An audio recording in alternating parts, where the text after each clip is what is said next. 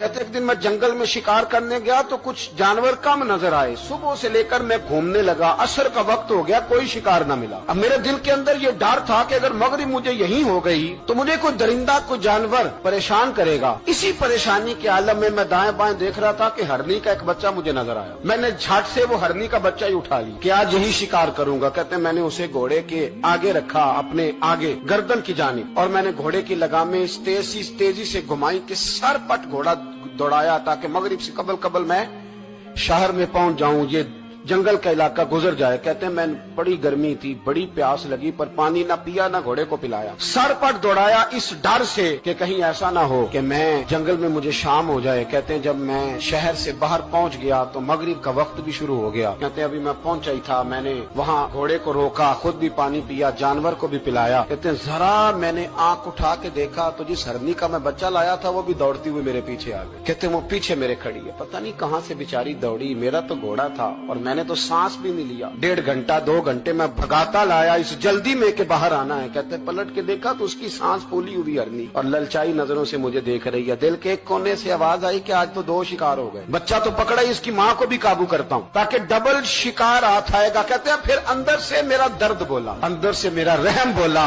एक माँ अपना बच्चा लेने आई और इस तरह तो उसे तकलीफ नहीं दी जा सकती कि उसे ब्लैकमेल करके माँ को भी रख लिया जाए। कहते हैं जब मैंने उस हरनी की तरफ देखा तो उसकी नजरों में सवाल था, उसकी नजरों के अंदर सवाल था, कुछ मांग रही थी। कहते मैंने उस बच्चे की पुश्त पर हाथ फेरा, फिर मैंने बच्चा छोड़ दिया। कहते उसने पहले बच्चे को बाजुओं में लिया, फिर अपनी जुबान से अपना बच्चा चाटने लगी। कहते हैं फिर वो जब जंगल की तरफ जाने लगी तो एक दफा उसने मेरी तरफ देखा, दूसरी दफा उसने आसमान की तरफ देखा। जिंदगी में मुझे इतना सुकून कभी नहीं आया था जितना आज आया। कहते मैं घर गया, इशा की नमाज पढ़ी, बावुजू मैं बिस्तर पे लेट गया।